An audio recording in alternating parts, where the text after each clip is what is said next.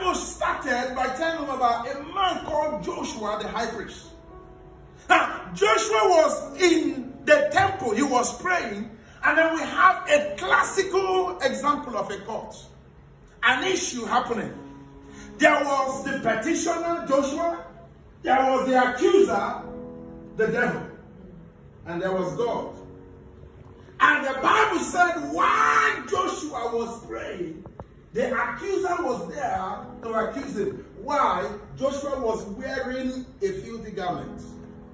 He was wearing a filthy garment. In other words, in the realms of the spirit, it means he was not clean. Maybe he has sinned or something, or if you want to interpret it today, you say he had an unconfessed sin. Something was blocking his access to God. And the enemy was there to accuse him. But God was there to defend him. The Bible referred to Jesus as our advocate. In other words, he is the judge presiding over our matter. And there was something the Lord began to tell me last night. I was looking at the scripture, and this scripture just came to my mind that where 2 or 3 are gathered together in my name. You didn't get that. What happens? I am there. Now, that means you constitute a court. Praise God. Once 2 or 3 are gathered together, you have already done what? Constituted a court where sentences can be passed, where decrees can be passed, where issues can be resolved. So when you stand before God in the place of prayer, you are actually standing in court because you have formed a court before God. Because the accuser is always there. You don't need to invite him. Wherever 2 or 3 are gathered together, the accuser will come. But the important thing is that God is there. But there was something else I discovered about the court of heaven, which is very important, which is where we are going to hit it today. But let me first establish, before I go into that the heavenly court is a very important court. It doesn't matter what people have said about you. You can reverse it in the heavenly court. Somebody say big amen. Amen. The heavenly court is the court where decrees are made that cannot be reversed. There are times whenever I want to pray, and it's a dangerous prayer, I end it by saying, Lord, this is a decree that cannot be altered. And if my wife knows, whenever I make that kind of prayer, she knows that something is about to happen. Anytime I say, this is a decree, that I'm teaching you something very important. Now learn this. There are court languages that you need to learn. Because I'm going to show you that you are a judge in your own matter very soon. Amen. You didn't hear me. Praise God. Praise God. Now it's getting hot in here. Somebody say amen. Amen. I'm going to show you very soon that God made you a judge in your own matter. And that is the shocking part of it all. God didn't say, when you come, I will judge. I will make this. No. I will show you where the Bible says, and thou shalt decree a thing. Somebody is not here. Let me talk to the people here. And thou shalt do what? Decree a thing. And it shall be what? Established. No. Get this, because if you get this revelation, your prayer style will change. And this is what I want to achieve this morning. So there is a court in heaven. Understand this. Understand this. You have a place where you can always go and make decrees, make alterations. That you have a place where you can change things that the enemy decreed against you and against your family.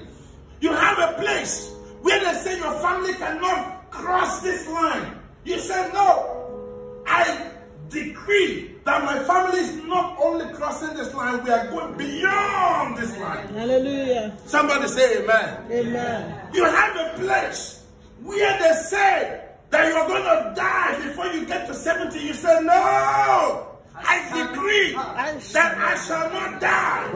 I shall live up to 120. You have a place. Look at the neighbor and say, I have a place. I have a place. It's a secret place. You need to understand this. This is important. This is why the devil doesn't want us to gather. Because he said, whatever two of you shall agree as touching anything. If the devil can keep coronavirus coming so the church does not gather, he will do it. Because the more we gather, the decrees we are making now, heaven is hearing. Something is happening in the spirit realm. He said, thou shalt not forsake the assembling of yourself together. That is the decree of God. The devil wants to change it. You have a place where you can recreate your world with your word. You have a place. It's a secret place. They that dwell in the secret place of the Most High shall abide under the shadow of the Almighty. I will say, I will decree, I will say, you have a place. God has set up a court for you. A court where you can change things. The reason why many of us have not changed is that we don't realize that we're in the court. Where the accuser is there, but he doesn't have the power. The accuser is there to accuse.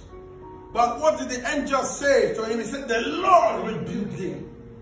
Now, the reason why he said the Lord rebuked him was because Jesus has not died at that time. But now, what do we say? I rebuke you, Satan. The Bible says, rebuke the devil, and what will happen? He shall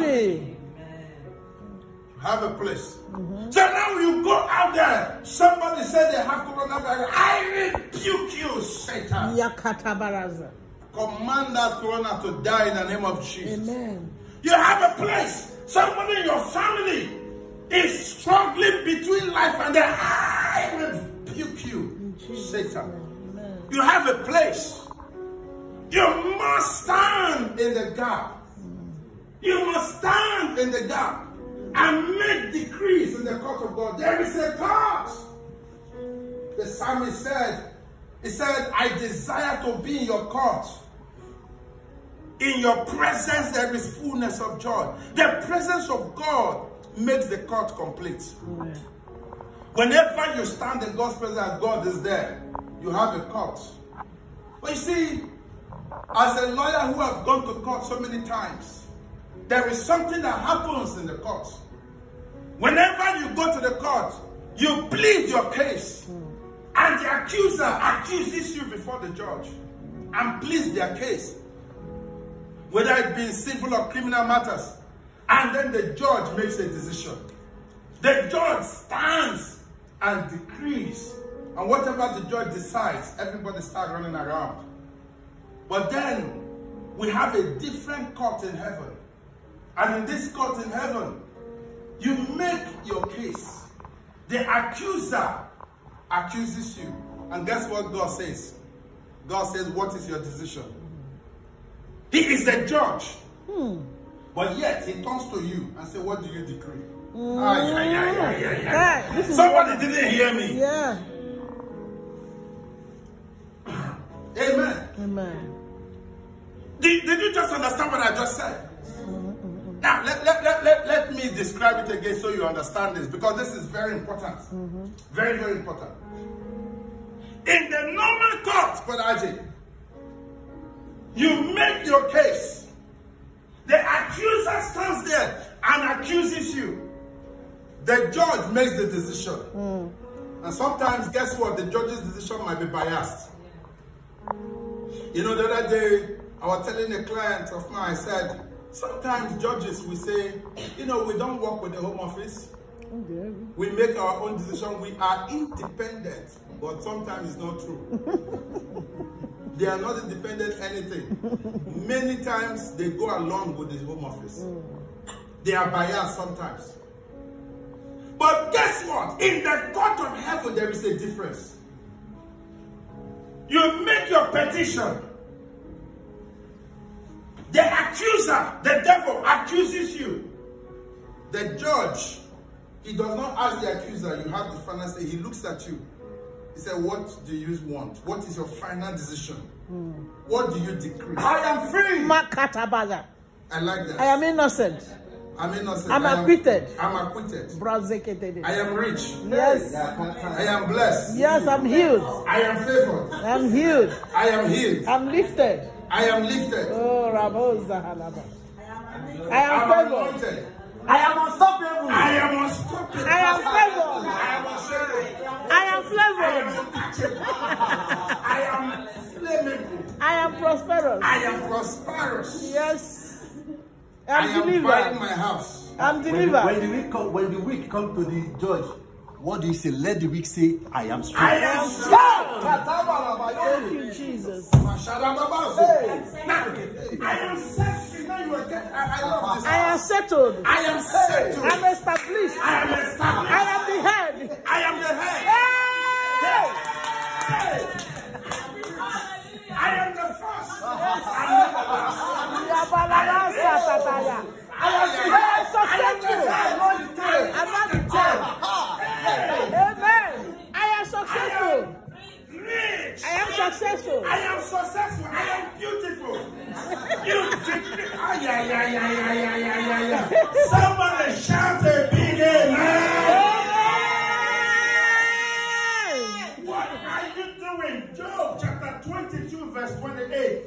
Thou shalt decree a thing and it shall be established.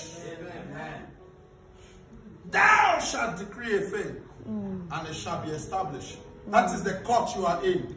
In that court, the devil does not have the final say. No.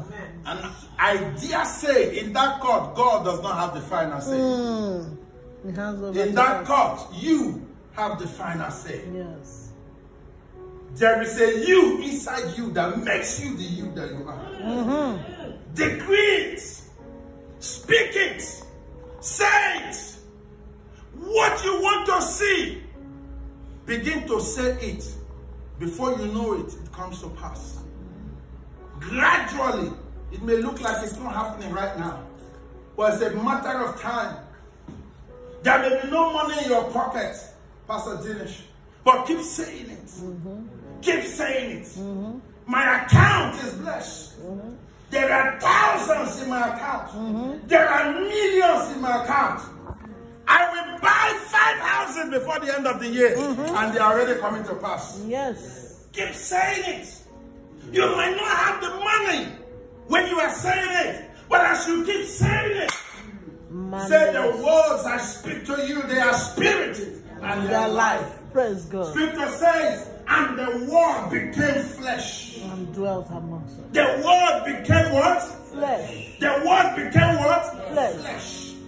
In other words, the word became substance. What you were saying began to happen. Speak it. Don't give up. Don't give up. It will happen. Don't give up. It's a matter of time. It will happen. I was watching one of the most powerful documented healing of a child. I can't remember what name they usually call this.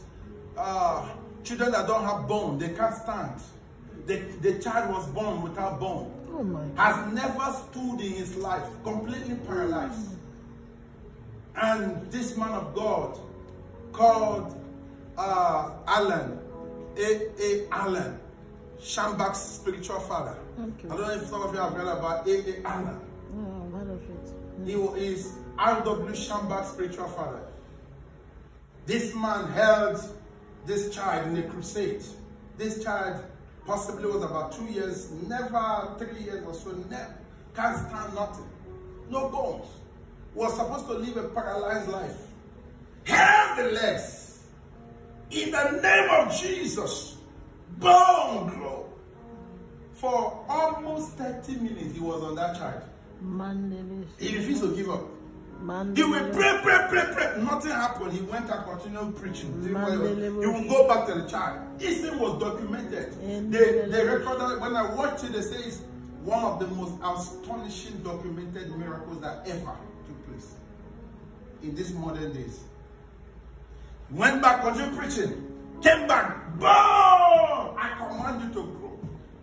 He was on the child's case. This happened in America.